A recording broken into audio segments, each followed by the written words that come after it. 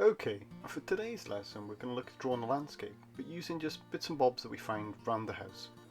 So scraps of paper, glue, food colouring, newspaper, anything you can find, bring to the table.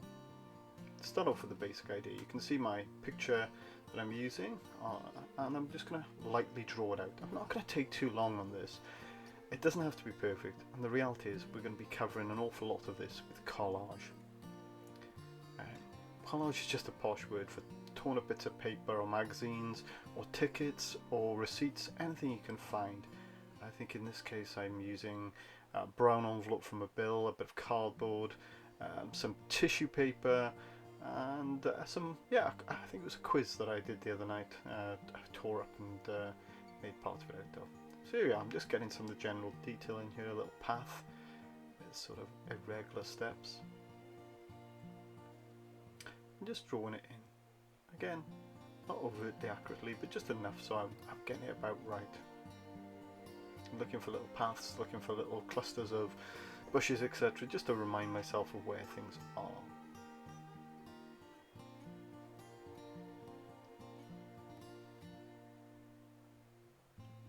At times it almost feels like I'm doing continuous line drawing, but it is just a general sketch. Okay, I think I'm almost ready now to start working in collage.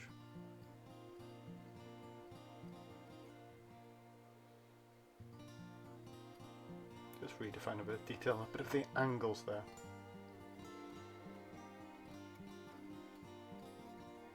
Okay, I'm just applying glue in places I want to. I'm going to start with the sky. I'm not going to do too much with this, but I'm going to get tissue paper. My basic idea is to try and separate it. I'm going to try and actually sort of tear it up so that the two bits of paper that are together are divided up. So it's extremely thin tissue paper. I don't want it too thick because these are clouds, they're in the distance. I just want to create a feeling of texture. So yeah, I'm trying to divide the divide the plait of paper together and just use one of the two bits. I'm not being very successful a lot of time here, but I do eventually manage to thin it out. But there you go. So I've glued it well and stuck it down and pushed it down as best I can with my fingers there. So now I'm looking, I've got brown paper from an envelope. I'm just going to tear this and try and shape it so that it fits the areas here. So there's a bit of a little island there out into the sea, sort of by Worm's Head, and just tearing thinner strips of it to kind of create the little tail going off at the end of that bit of land. And it's more the same for the rest of it really. I'm literally looking and tearing these pieces so that they kind of fill the shapes that I've drawn in. Notice here I'm using this brown paper for the bits just in the background here. And I'm not worried about bits of the address and bits of writing getting on it. I want it to look like what it is. I want this image, when you look at it, to be part of recycled material and for you to kind of never totally forget that. So as you see, the bits of paper I've chosen aren't that carefully thought out. They're just about different textures to experiment with. I'm playing here. I'm just having fun with different materials, different paper. You could, if you wanted to, find a bit of cloth and paint on the cloth. I use food colouring later on, but you could use acrylic paint. So don't let the limitations of what I'm using hold you back. You can use any material you find, whether it be tissue paper in the house, crepe paper, it could be wrapping paper. Be careful with magazines and newspapers. The only thing I'd say is if you try to use watercolour on them, quite often that plastic coating on them will resist. But you never know, it might not resist, it might look great. It might absorb into it, depends on the paper you use. But have fun and experiment. One thing I would warn you against is scrunching the paper into little balls of paper.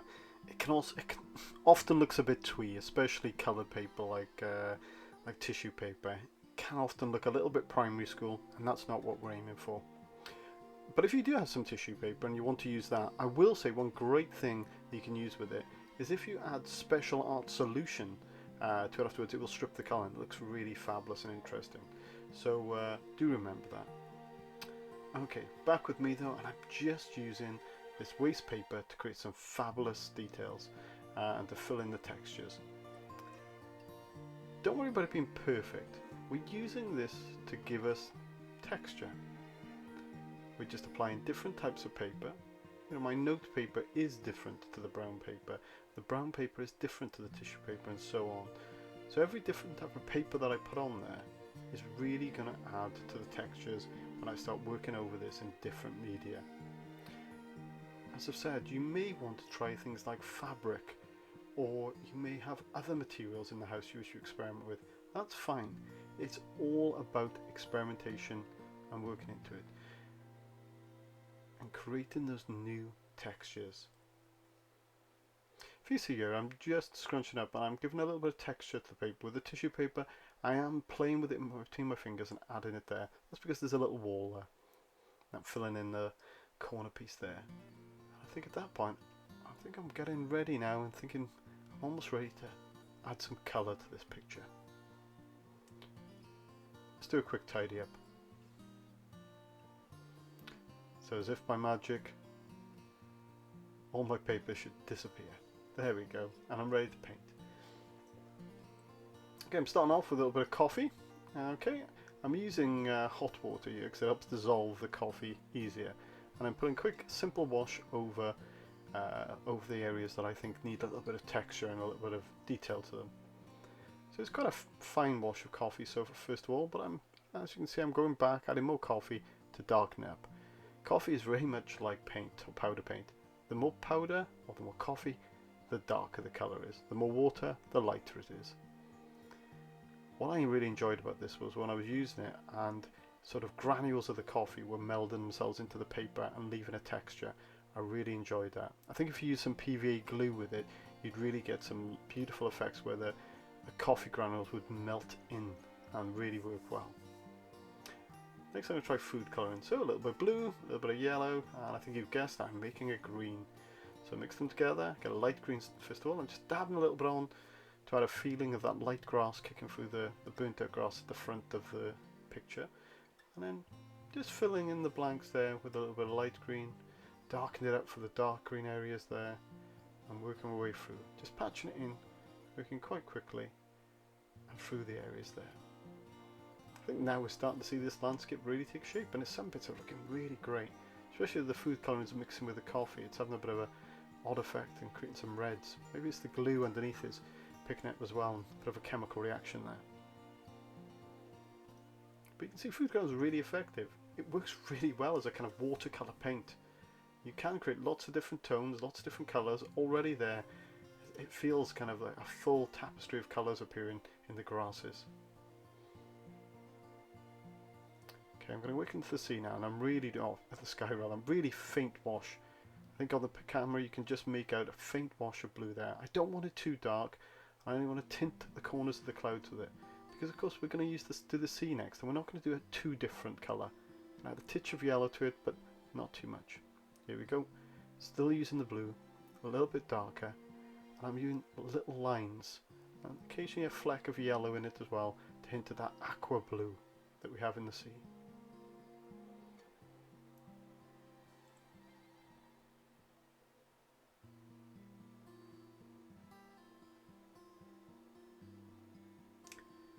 As we're looking at it now, I'm going to work, I think, into the steps on the side, and I'm going to work with some colour pencils.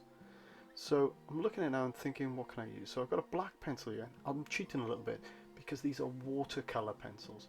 So I'm drawing into it with a black pencil here, and then I'm going to look at the picture and think, oh, what colour comes out? And I'm thinking a bit of brown in there, but it's not all just grey and brown. So I go back and I get a little bit of blue in there and push that into it as well. Not too much, just a little detail of it. I'm going back and a little wash over with some water, blends those colours in nicely. Okay, I'm adding some red next. I want to create a dark black sort of brown colour. I'm going over this sort of coral type rocks going out into the sea and just darkening those parts there.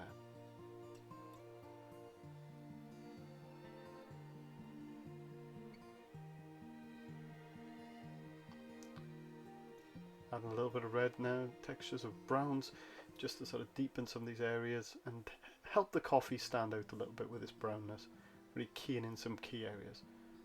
Going back and attacking the paper so I can really play with the sort of some of the colours in there, and again now blending in those pencil details on the steps. So they have a different texture to the rest of it. I've noticed a few white areas are really standing out, so I'm going back now and filling those in so that there aren't obvious areas that stand out that sort of glare at you. It's the problem with having patches of white in a picture. They kind of alert the viewer to this isn't real, there's the canvas.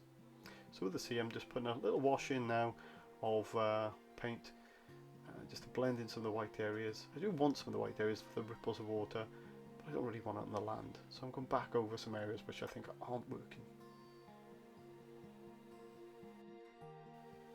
Add a bit of darkness underneath the kind of landscape there to give the effect of the reflection in the water. But next, my secret ingredient. I'm going to try toothpaste. I've not used this before, but I figured it would be a nice thickening agent. So I'm adding some texture to the clouds, adding some texture to that rock wall there, and just painting it on and seeing if I can lighten the area. Now I really enjoyed this next part where I used a piece of cardboard to create the idea of a palette knife, and I'm using the edge of the cardboard and the white of the toothpaste to create the ripples in the water, the waves floating across the water. Really successful, I think. But then I thought, well, can I colour this toothpaste? So you can see now I'm mixing up some yellow and with the blue and trying to mix them together to create texture, and I'm adding it around the picture. I'm using, as I said, that piece of paper as a palette knife, and it really works well for spreading those colours out and painting with it.